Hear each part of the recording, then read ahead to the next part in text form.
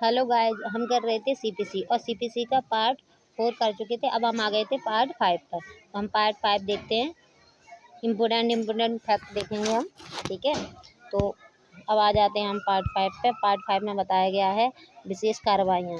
ठीक है, विशेष कार्रवाई ये है सेक्शन 89 से 93 तक दे रखा है। तो 89 बताता है न्यायालय के बाहर विवादों का निपटारा। तो इसमें बताता है यह न्यायालय को लगे कि किसी बात का निपटारा संभव हो सकता है अगर न्यायालय से बाहर, तो न्यायालय क्या कर सकता है कि आप न्यायालय से बाहर निपटारे के कह सकता है। मतलब तो ये कह रहा है न्यायालय के बाहर विवादों का निपटारा। तो अगर यदि न्यायालय को लगे कि किसी विवाद का निपटारा संभव है तो वह मध्यस्थ द्वारा, ठीक है, सुलह द्वारा, ठीक है, लोक अदालत द्वारा, मदरसा द्वारा आदि का निर्देश दे सकता है कि आप क्या करो, आप इसे केस का निपटारा कर लो। तो किसकी दे सकता है? मध्यस्थ को दे सकता है, सुलह द्वारा दे सकता है, न्यायिक समझौते द्वारा दे सकता है, बीच बचाव के लिए निर्दिष्ट कर सकता है। ठीक है, तो क्या कर सकता है वो न्यायालय कह सकता है कि आप क्या करो, कोर्ट से बाहर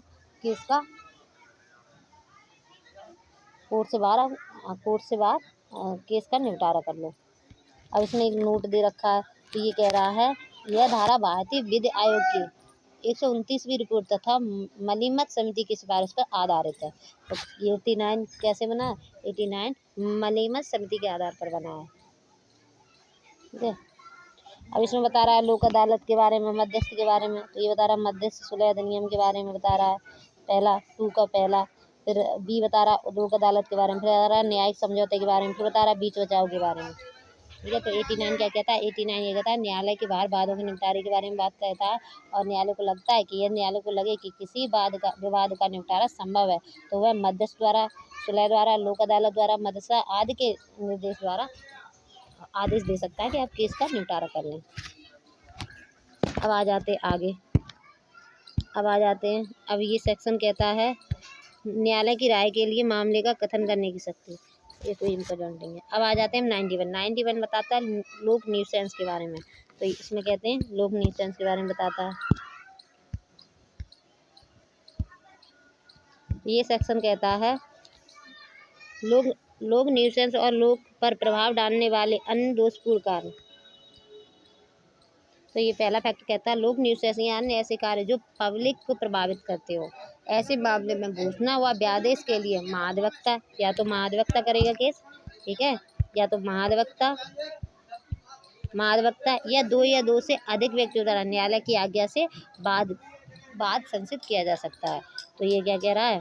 तो ये कह रहा है 91 लोक न्यूसेंस क्या है? तो पहले बता दिया लोक न्यूसेंस या अन्य ऐसे कार्य जो पब्लिक को प्रभावित करते हो तो उन्हें लोक न्यूसेंस करेंगे। अब ऐसे मामले में घोषणा या व्यादेश के लिए बात कौन कौन कर सकता है? तो यही या तो महाधिवक्ता करेगा या दो से अधिक व्यक्ति हैं न्यायालय की आज्ञा से बात संसित कर सकते हैं। अब आ जाते हैं 92 बताता है लोक पूर्तकार के बारे में। ये बता रहा है लोकपूर्ण कार्य। तो ये कह रहा है लोकपूर्ण कार्य क्या है? तो कह रहा है पूर्ण या धार्मिक प्रकृति के कार्य, पुण्य या धार्मिक प्रकृति के कार्य, धार्मिक न्यास भंग के मामले। तो ये क्या है? ये लोकपूर्ण कार्य है। ठीक है, कोई धार्मिक प्रकृति के कार्य है, ये पुण्य या धार्मिक प्रकृति के कार्य या धार्मिक न्यास भंग के मामले में, तो ये लोकपूर्ण कार्य है। अब बता रहा है इस पर कौन कौन केस कर सकता है? तो ये कह रहा है, तो ये बता दिए लोकपूर्ण कार्य की बारे में कि क्या क्या आता है। ठीक है, और फिर आगे इसमें बता दिया कि या तो महाधिवक्ता केस करेगा या दो या अधिक व्यक्ति द्वारा न्यायालय की आज्ञा से बात संसित किया जा सकता है। तो ये कह रहा है 92 कहता है लोकपूर्ण कार्य के बारे में बता रहा है। तो लोकपूर्ण कार्य कौन से हैं? तो ये कह रहा है पुण्य या धार्मिक प्रकृति के कार्य या धार्मिक न्यास भंग के मामले ये आते हैं लोकपूर्ण कार्य में। अब ये कह रहा है इसमें केस कौन कर सकता है? तो कह रहा है महाधिवक्ता कर सकता है या दो से अधिक व्यक्तियों द्वारा न्यायालय की आज्ञा से केस किया जा सकता है। ठीक है, फिर आगे बता रहा है ऐसे न्यायालय में जहाँ न्यास की विषय वस्तु या उसका कोई भाग स्थित है। तो कहाँ करेगा? जहाँ उस ट्रस्ट होगा वहाँ जिसकी संपत्ति न्यास की संपत्ति जहाँ स्थित है वहाँ केस फाइल किया जाएगा। अब आ जाते हैं 93। तो 93 बताता है प्रेसिडेंट नगरों से बाहर महाधिवक्ता की शक्तियों का प्रयोग। तो प्रेसिडेंट नगर के बाहर बता रहा है महाधिवक्ता की शक्तियों के बारे में। तो कह रहा है महाधिवक्ता को धारा 91 और 92 द्वारा प्रदत्त शक्तियां प्रयोग प्रेसिडेंट नगरों से बाहर राज्य सरकार की पूर्व मंजूरी से कलेक्टर या ऐसा अधिकारी भी कर सकता है जिसे राज्य सरकार नियुक्त करे। तो ये कह रहा है कि जो मादकता की जो पावर है वो 91 92 द्वारा प्रदत्त शक्तियाँ हैं, जो उन्हें राज्य सरकार की पूर्व मंजूर से कलेक्टर या कोई नियुक्त अधिकारी है वो भी इस शक्तियों का प्रयोग कर सकता है। ठीक है, अब आ जाते हैं हम पार्ट 6। अब आगे हम पार्ट 6 बताता है अनुपूरक कार्रवाइयाँ। तो 94 बताता है अनुपूरक कार्रवाइयों के बारे में। तो अनुपूरक कार्रवाइयाँ क्या हैं तो हम देखते हैं। तो ये बताता है न्यायालय न्यास के उद्देश्य विफल किया जाना निवारित करने के लिए उसे दशा में जिसमें ऐसा करना बेहेतु। ठीक है, तो क्या कह रहा है अनुपूरक कार्रवाई, तो कह रहा है न्यायालय न्यास के उद्देश्य का विफल किया जाना निवारित करने के लिए उन दशाओं में जिसमें ऐसा करना बेहेतु क्या क्या कर सकती है। तो ये पॉइंट दे रखे हैं। पहला पॉइंट बताता निर्णय पूर्व गिरफ्तारी कर सकती है। तो ये क्या कह रहा है, कह रहा है इसमें कह रहा है क्या कर सकती है। तो ये बता रहा है प्रतिवादी को गिरफ्तार करने के लिए न्यायालय के सामने उसके इस बात का हेतु दर्शन करने के लिए लाए जाने के लिए उसे उपसंजात होने के लिए नहीं देना चाहिए वारंट निकाल सकेगा, और यदि वह प्रतिभूति के लिए किए गए आदेश अनुपालन करने में असफल रहता है तो उसे सिविल कारागार में सुपुर्द कर सकती है। तो क्या कहता है निर्णय से पूर्व गिरफ्तारी, पहले में बताता है निर्णय से पूर्व गिरफ्तारी कर सकती है अनुपूरक कार्रवाइयों में। सेकंड बताता है निर्णय पूर्व कुर्की कर सकती है। ठीक है, न्यायालय क्या कर सकता है निर्णय पूर्व कुर्की भी कर सकता है। फिर सी बताता है, सी में बता रहा अस्थायी व्यादेश निकाल सकता है। ठीक है, सिविल न्यायालय क्या कर सकता है अस्थायी व्यादेश निकाल सकता है। फिर आगे बताता है रिसीवर की नियुक्ति कर सकता है न्यायालय। फिर बताया अंतर्वर्ती आदेश दे सकता है। अंतर्वर्ती आदेश में क्या है, जहाँ न्यायालय उचित समझे वहाँ ऐसा आदेश दे सकता है अंतर्वर्ती न्यायालय आदेश। तो ये बता रहा 94 अनुपूरक कार्रवाइयों में न्यायालय क्या करेगा, कोई न्यायालय है जिसमें न्यास। तो ये बता रहा है अनुपूरक कार्रवाई में तो कह रहा है न्यायालय न्यास के उद्देश्य का विफल किया जाना निवारित करने के लिए उस दशा में जिसमें ऐसा करना बेहेतु तो न्यायालय ये कार्रवाई कर सकता है। कौन से कर सकता है, निर्णय से पूर्व गिरफ्तारी कर सकता है, निर्णय से पूर्व कुर्की कर सकता है। ठीक है, निर्णय से पूर्व कुर्की कर सकता है। फिर बता रहा है अस्थायी व्यादेश निकाल सकता है। फिर बता रहा है रिसीवर की नियुक्ति कर सकता है। फिर बता रहा है अंतर्वर्ती आदेश निकाल सकता है। अब आ जाते हैं हम सेक्शन आगे।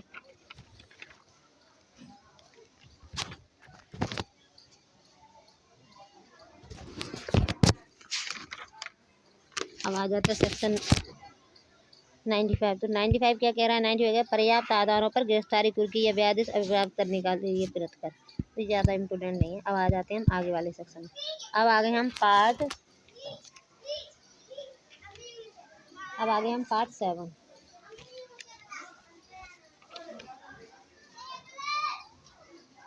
पार्ट 7 में हम इम्पोर्टेंट सेक्शन देखेंगे। तो पार्ट 7 बताता है हमें अपीलों के बारे में। तो कह रहा है पहले बताता है मूल डिग्रियों की अपीलें। तो इसमें 96 बताता है। इसमें सेक्शन 96 से 1 एक मिनट क्या कह रहा है, एक मिनट, हाँ। अब इसमें आ जाते हैं अपीलों के बारे में। ठीक है, तो पार्ट 7 बताता है अपील के बारे में। ठीक है, तो इसमें सेक्शन 96 से 112 तक है। ठीक है, तो हम आ जाते हैं पहला सेक्शन कहता है मूल डिग्री की अपील। तो मूल डिग्री की अपील के बारे में बता रहा है। तो ये कह रहा है प्रत्येक डिग्री की अपील उस न्यायालय में होगी जो ऐसे न्यायालय की अपील सुनने के लिए प्राधिकृत हो, मतलब प्राधिकृत किया गया हो उस न्यायालय में अपील होगी। और इसमें बता दिया सेकंड बताता है एक पक्षीय मूल डिग्री की अपील हो सकती है। ठीक है, फिर बी बताता है पक्षकारों की सहमति से पारित डिग्री की अपील नहीं होगी। ये काफ़ी पूछा जाता है ये वाला पॉइंट। तो 96 का थर्ड ये कहता है जो पक्षकारों की सहमति से जो कोई केस है तो पक्षकारों की सहमति में जो डिग्री न्यायालय ने पारित की है उस पर अपील नहीं हो सकती, ये बताता है। फिर बताता है 4 बता रहा है कि 10,000 रुपये से अधिक की डिग्री नहीं है तो अपील केवल विधि के प्रश्न के संबंध में होगी, वैसे नहीं होगी। तो ये बता रहा है हमारा आगे का। तो ये क्या कह रहा है, क्लॉज 4 कह रहा है अगर 10,000 रुपये से कम की कोई डिग्री है तो उसके और कोई उसमें विधि का ऐसा कोई प्रश्न है तभी अपील हो सकती है, वरना नहीं होगी। तो 96 बताता है मूल डिग्रियों की अपील है। तो ये पहला पॉइंट कहता है कि मूल डिग्री की अपील होगी। तो कह रहा प्रत्येक डिग्री की अपील उस न्यायालय में होगी जो ऐसे न्यायालय की अपील सुनने के लिए प्राधिकृत है, पहला कह दिया। फिर इसमें क्लॉज 2 कह रहा है एक पक्षीय मूल डिग्री की अपील हो सकती है। फिर थर्ड पॉइंट कहता है पक्षकारों की सहमति से पारित डिग्री की अपील नहीं होगी। फिर 4 कह रहा है अगर 10,000 रुपये से कम की कोई डिग्री है तो उसके लिए अपील नहीं होगी, और केवल होगी तो विधि के प्रश्न के संबंध में होगी। फिर आगे बता रहा है, आगे आ जाओ 97 बताता है यदि प्रारंभिक डिग्री की अपील नहीं की गई है, तो कह रहा है ये सिर्फ ये इतनी बात कहता है, यदि कोई पक्षकार प्रारंभिक डिग्री की अपील नहीं करता है तो उसकी शुद्धता के विषय में अंतिम डिग्री के विरुद्ध की गई अपील में विवाद नहीं कर सकता। मतलब जो पॉइंट अगर फर्स्ट डिग्री में थे, जो पहली डिग्री आई थी उसमें जो पॉइंट थे, आपने उस पर केस नहीं किया, अब जब सेकेंड अपील करोगे तो ये कह रहा है तो उसमें पहली वाली डिग्री के विरुद्ध कोई विवाद नहीं कर सकते। तो ये क्या कह रहा है 97 कहता है यदि कोई पक्षकार प्रारंभिक डिग्री की अपील नहीं करता है तो उसकी शुद्धता के विषय में अंतिम डिग्री के विरुद्ध की गई अपील में विवाद नहीं कर सकता। तो ये कहता है 97, क्योंकि आपने पहले क्यों नहीं किया, और पहले भी तो अपील करनी चाहिए थी, आपने पहले नहीं की, अब सेकंड अपील में वो बात कह रहे हो तो न्यायालय क्या कह रहा है, फिर आप नहीं कर सकते हैं। अब आ जाते हैं 98 बताता है जहाँ कोई अपील 2 या अधिक न्यायाधीशों द्वारा सुनी जाए। तो ये कह रहा है जहाँ कोई अपील 2 या अधिक न्यायाधीशों द्वारा सुनी जाए वहाँ भी निश्चय कैसे होगा। तो इसमें 3 पॉइंट दे रखे हैं। हाँ, तो पहला पॉइंट कहता है यदि कोई अपील 2 या अधिक न्यायाधीशों द्वारा सुनी जाती है तो अपील का निर्णय न्यायाधीशों के बहुमत के निर्णय के आधार पर होगा। अगर कोई ये कह रहा है अगर यदि कोई अपील है ये 2 या अधिक न्यायाधीशों द्वारा सुनी गई, ठीक है, तो ये बता रहा है कि तो फिर उसका निर्धारण कैसे होगा। तो ये कह रहा है यदि कोई अपील 2 या अधिक न्यायाधीशों द्वारा सुनी जाती है तो अपीलों का निर्णय न्यायाधीश के बहुमत के निर्णय के आधार पर होगा, ठीक है। फिर आगे कहता है यदि न्यायाधीश समसंख्या में तथा उनकी राय बराबर है तो अपील अन्य न्यायाधीशों द्वारा सुनी जाएगी तथा बहुमत के आधार पर निर्णय दिया जाएगा। तो फिर क्या किया जाएगा, एक और न्यायाधीश देखा जाएगा उनसे बड़ा होगा उसके पास ले जाई जाएगी, और फिर उनमें जिसकी तरफ मतलब जिसके निर्णय को वरीयता देगा वही निर्णय मान्य हो जाएगा। ये बताता है 98। हम 99 क्या कह रहा है, कोई भी डिग्री ऐसी गलत या अनियमितता के कारण जिसमें गुणागुण के अधिकार पर प्रभाव नहीं पड़ता है ना तो उलटी जाएगी और ना उपांतित की जाएगी। तो ये कह रहा है 99 अगर कोई डिग्री ऐसी है कोई डिग्री है उसे ना तो पलटा जाएगा और ना ही उसे उपांतित किया जाएगा। केवल कब किया जाएगा, तो ये कह रहा है कोई भी डिग्री ऐसी गलती या अनियमितता के कारण जिसमें गुणागुण या अधिकारता पर प्रभाव नहीं पड़ा है ना तो उसे पलटा जाएगा और ना ही उसे उपांतित किया जाएगा। ये 99 कह रहा है। अब 100 में आगे 100 देखते हैं। सेक्शन 100 कहता है द्वितीय अपील के बारे में। तो ये कह रहा है पहला पॉइंट इसमें कहता है जो द्वितीय अपील है, कह रहा उच्च न्यायालय के अधीन किसी न्यायालय द्वारा अपील में पारित प्रत्येक डिग्री की अपील जो द्वितीय अपील है वो उच्च न्यायालय में होगी। तो पहला पॉइंट क्या कह रहा है, पहला पॉइंट ये कह रहा है और कोई भी द्वितीय अपील होगी ना तो हमेशा हाईकोर्ट में होगी। तो क्या कह रहा है, उच्च न्यायालय के अधीनस्थ किसी न्यायालय द्वारा अपील में पारित प्रत्येक डिग्री की अपील उच्च न्यायालय में होगी, क्योंकि वो द्वितीय अपील है तो द्वितीय अपील हमेशा कहाँ होगी, हाईकोर्ट में होगी। फिर आगे पूछता है, आगे कह रहा है, आगे वाला पॉइंट ये कह रहा है, हाँ फिर आगे कह रहा है एक पक्षीय पारित डिग्री की अपील इस आधार पर हो सकेगी। तो फिर क्या कह रहा है, एक पक्षीय पारित डिग्री की भी अपील हो सकेगी। फिर आगे बताता है थर्ड में उच्च न्यायालय का यह समाधान हो जाता है कि किसी मामले में सार्वभौम विधि का प्रश्न अंत लेता है तो वह उस प्रश्न को बनाएगा, ठीक है। फिर आगे बता रहा है, फिर आगे बता दिया कि अपील इस प्रकार बनाए गए प्रश्न पर सुनी जाएगी। प्रतिवादी की अपील की सुनवाई में यह तर्क करने की अनुज्ञा दी जाएगी कि वह मामले ऐसा प्रश्न अंतर्निहित है, ठीक है। तो ये बताता है हमारा 100 बताता है द्वितीय अपील के बारे में। तो इसमें कह रहा है, पहला कहता है कि अगर कोई उच्च न्यायालय है उसके अधीनस्थ कोई न्यायालय है उन्होंने जिनमें अपील में पारित प्रत्येक डिग्री की अपील उच्च न्यायालय में द्वितीय अपील हो सकेगी, पहला पॉइंट। फिर ये कह रहा है उस मामले में विधि का कोई सार्वभौम प्रश्न होनी चाहिए तभी हो सकेगी। फिर बता रहा है एक पक्षीय पारित डिग्री की अपील इस आधार पर हो सकेगी, ठीक है। अगर एक पक्षीय कोई पारित डिग्री है उस पर वो उसकी भी अपील हो सकेगी। फिर बता रहा है, फिर इसमें ये है कि जो सेकंड अपील होगी वो हमेशा हाईकोर्ट में होगी।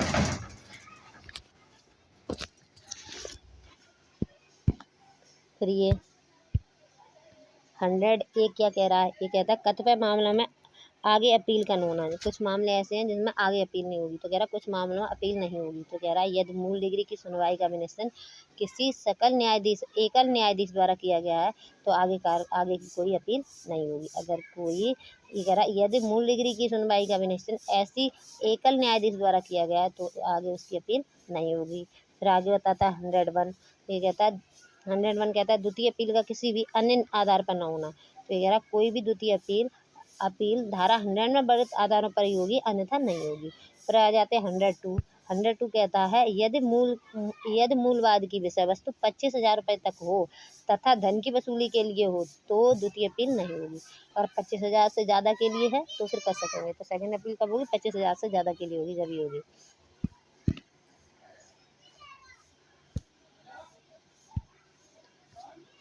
फिर बताता है 103। 103 क्या कह रहा है? ये कह रहा है तथ्य विवादक का अवधारण करने की उच्च न्यायालय की शक्ति।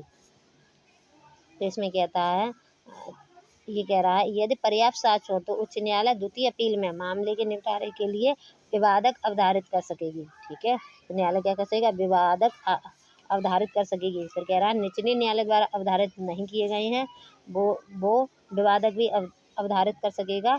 हाईकोर्ट जो निचले न्यायालय द्वारा अवधारित नहीं किए गए हैं। फिर बता रहा है, फिर आगे भी बताता है धारा 100 में निर्दिष्ट विधि के प्रश्न के गलत तरीके से अवधारित किया गया है। तो धारा 100 में यथावत विधि के ऐसे प्रश्न विनिश्चय के कारण ऐसे न्यायालय द्वारा गलत तौर पर अवधारित किए गए, तो फिर क्या कर सकेगा? न्यायालय उसे अवधारित कर सकेगा। 103 कह रहा है। तो हमेशा 103 ये समझ लो, हमेशा 103 जो 100 का अपवाद समझ लो। अब आ रहा है 104। ये वेरी इंपॉर्टेंट सेक्शन। ये बताता बे आदेश जिनकी अपील नहीं होगी। कौन कौन से ऐसे ऑर्डर हैं जिनकी अपील नहीं होगी? तो काफ़ी पूछा भी जाता है। तो इसमें कह रहा है आदेशों की अपील है। तो पहला बता रहा है,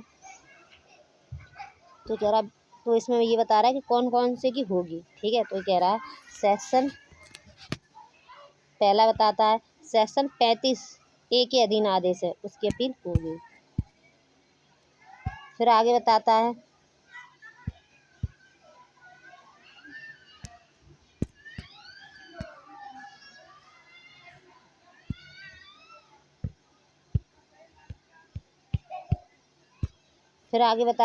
तो धारा 91 92 के जो अधीन ऑर्डर हैं उसकी भी अपील होगी।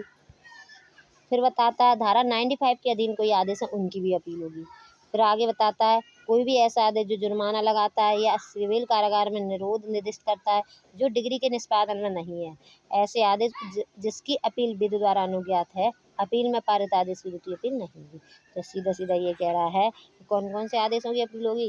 104 बताता है कौन कौन से आदेशों की अपील होगी। तो ये कह रहा है सेक्शन 35A के अधीन जो आदेश हैं उनमें अपील होगी। और धारा 91 92 के अधीन आदेश हैं उनकी अपील होगी। 95 के अधीन आदेश हैं उनकी अपील होगी। तो बता रहा है कोई भी ऐसा आदेश जो जुर्माना लगाता है या सिविल कारागार में निरोध निर्देश करता है जो डिग्री के निष्पादन में है नहीं है, तो क्या करेगा? उसकी अपील होगी। फिर कह रहा है ऐसे आदेश जिनकी अपील विधि द्वारा अनुज्ञात है उसकी अपील होगी। फिर आगे ये बता रहा है कि अपील में पारित आदेश की द्वितीय अपील कभी नहीं होती, मतलब ऑर्डर है उनकी द्वितीय अपील नहीं होगी। फर्स्ट अपील होगी केवल ऑर्डरों की, सेकंड अपील नहीं होती है। ठीक है,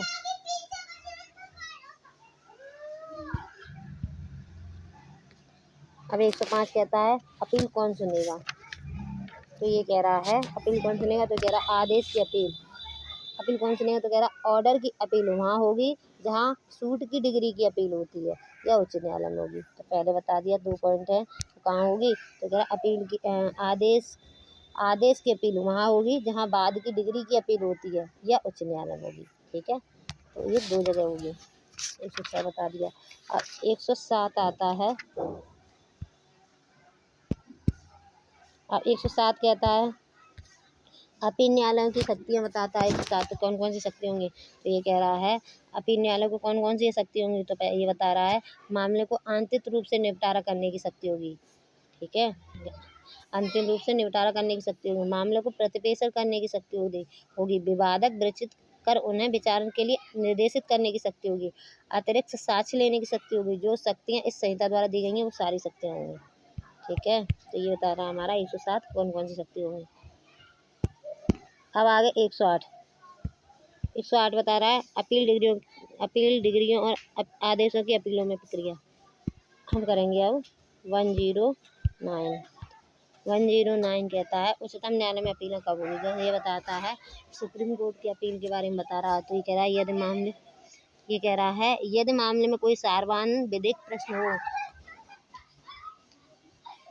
तो ये कह रहा है कि उच्चतम न्यायालय में कब होगी अपील, जो सुप्रीम कोर्ट है उसमें अपील कब होगी। तो ये कह रहा है यदि मामले में कोई सार्वजनिक विधिक प्रश्न अंतर्निहित है तथा उच्च न्यायालय की राय में उस प्रश्न का विनिश्चय सुप्रीम कोर्ट द्वारा आवश्यक है, तो फिर वहाँ पे क्या होगा, उच्चतम न्यायालय में अपील होगी। जैसे आर्टिकल 132 है, 133 है या 134A है, तो उनमें क्या होगा, उनमें सारी अपीलें हमारी जाएंगी सुप्रीम कोर्ट में।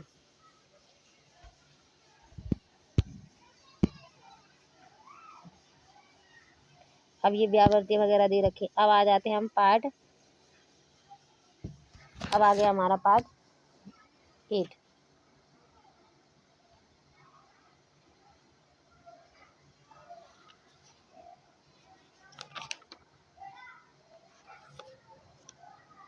पार्ट ये बताता है 113 सेक्शन 113। तो ये बताता है निर्देश पुनर्वलोकन पुनरीक्षण। तो इसमें आ जाए 113 से 115। तो पहला बताता है उच्च न्यायालय को निर्देश।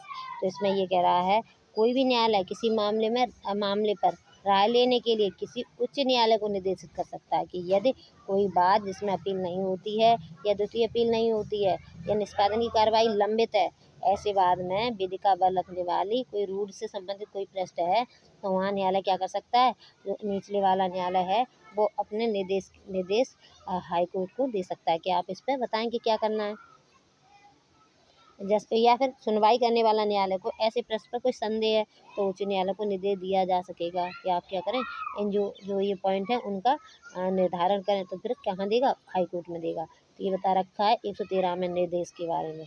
तो ये कह रहा है, तो 113 कहता है कोई भी न्यायालय किसी मामले पर राय लेने के लिए उससे उच्च न्यायालय को निर्देशित कर सकेगा। कोई पॉइंट है, कोई सार्वजनिक प्रश्न है, उन्हें क्या करेगा, उच्च न्यायालय को निर्देशित कर सकेगा। यदि कोई बात जिसमें अपील नहीं होती है वो हो, उन्हें कर सकता है, या द्वितीय अपील नहीं होती है उन्हें कर सकता है, निष्पादन की कार्रवाई लंबित है उन्हें कर सकता है, या ऐसे बाद में विधि का बल रखने वाली कोई रूप से संबंधित प्रश्न है, सुनवाई करने वाले न्यायालय को ऐसे प्रश्न में संदेह है या फिर कोई, तो फिर क्या कर सकेगा, तो उच्च न्यायालय को निर्देशित किया जा सकेगा। तो फिर उच्च न्यायालय बताएगा कि हाँ आप इस पर कैसे आप प्रोसीडिंग करें। तो फिर किसे करेंगे, तो फिर हाई कोर्ट को हम निर्देशित करेंगे। अब आ जाते हैं हम पुनर्विलोकन के लिए। 114 बताता है पुनर्विलोकन के बारे में। तो ये बताता है पुनर्विलोकन, तो ये कह रहा है 114 कोई ऐसी डिग्री या आदेश जिसकी अपील हो सकती है, ठीक है, कोई ऐसी डिग्री या आदेश जिसकी अपील हो सकती है लेकिन अपील नहीं की गई है। ऐसी डिग्री या आदेश जिसकी अपील नहीं हो सकती है, तो क्या है, न्यायालय के निर्णय से व्यथित पक्ष का पुनर्विलोकन के लिए आवेदन कर सकता है। तो फिर क्या करेगा, व्यथित पक्ष पुनर्विलोकन के लिए आदेश कर सकता है। तो 114 कहता है कोई ऐसी डिग्री या आदेश जिसकी अपील हो सकती है लेकिन अपील की नहीं है, ठीक है, ऐसी डिग्री या आदेश जिसकी अपील नहीं हो सकती है, तो फिर क्या करेगा, न्यायालय के निर्णय से व्यथित पक्षकार क्या करेगा, पुनर्विलोकन के लिए आवेदन कर सकता है। 114 बताता है। अब आ जाते हैं 115। 115 पुनरीक्षण के बारे में बताता है। 115 बताता है पुनरीक्षण के बारे में। तो 115 कह रहा है पुनरीक्षण, तो कह रहा है उच्च न्यायालय अधीनस्थ न्यायालय द्वारा विनिश्चित किसी भी मामले के अभिलेख को मंगवा सकता है जिसकी कोई अपील नहीं होती है, यदि उसे लगे कि अधीनस्थ न्यायालय ने अपनी अधिकारिता का सही प्रयोग नहीं किया है, तो क्या कर सकेगा, न्यायालय मंगा सकेगा। अधीनस्थ न्यायालय ने अपनी अधिकारिता का प्रयोग करने में असफल रहा है, तो फिर न्यायालय क्या करेगा, हाईकोर्ट मंगा सकेगा अपने पास। फिर आगे कह रहा है अधीनस्थ न्यायालय ने अपनी अधिकारिता का अवैध या अनियमित प्रयोग किया है, तो फिर क्या करेगा, न्यायालय पे पास मंगा सकेगा, न्यायालय पे पास मंगा सकेगा। फिर आगे कह रहा है न्यायालय अपनी अधिकारिता अधीनस्थ न्यायालय ने अपनी अधिकारिता का अवैध या अनियमित प्रयोग किया है, तो उच्च न्यायालय ऐसे आदेश कर सके जो वह ठीक समझे। तो 115 में पुनरीक्षण के बारे में बता रहा है। तो ये कहता है उच्च न्यायालय अधीनस्थ न्यायालय द्वारा विनिश्चित किसी भी मामले के अभिलेख मंगा सकता है। तो अगर न्यायालय को लग रहा है कोई न्यायालय में कोई केस चल रहा है उसके अभिलेख मंगा लेने चाहिए, तो फिर क्या करेगा, उच्च न्यायालय अपने पास मंगा लेगा। अब अब कह रहा है मंगा सकता है, जिसकी कोई अपील नहीं की है उन्हें मंगा सकता है, जिनकी कोई अपील नहीं की गई उनको मंगा सकता है, उन केस के अभिलेख मंगा सकता है। या फिर अधीनस्थ न्यायालय ने अपनी अधिकारिता का सही प्रयोग नहीं किया है, उनको मंगा सकता है, उन केसों को मंगा सकता है अपने पास। या फिर अधीनस्थ न्यायालय ने अपनी अधिकारिता का प्रयोग करने में असफल रहा है, उन केसों को मंगा सकता है। या फिर अधीनस्थ न्यायालय ने अपनी अधिकारिता का अवैध या अनियमित प्रयोग किया है, उन केसों को उच्च न्यायालय ऐसा आदेश कर सकेगा जो वह ठीक समझे और अपने पास मंगा सकेगा। ये कहता है हमारा सेक्शन 15। अब हम कर लिए हमने, अब आ गए हम पार्ट 9 पर। हमने पार्ट 8 तक कर लिया था CPC का, अब हम आगे की वीडियो में करेंगे। Thank you.